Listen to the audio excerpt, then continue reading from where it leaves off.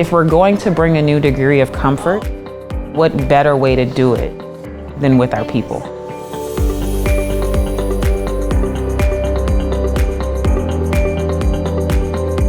Day of Comfort just came out of the fact that it's as important as sustainability is, philanthropic activity is important. It makes you feel good. This is the work you should be doing. This is the heart, healthy, happy work that we should be doing in a community.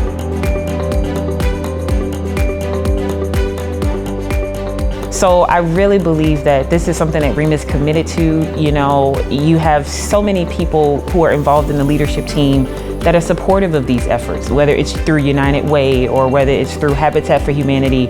Rheem's been on the front lines of volunteering, but now we're just taking it to the next level. We're sustainable and we're also committed to the community. It shows that Rheem is the company of the future.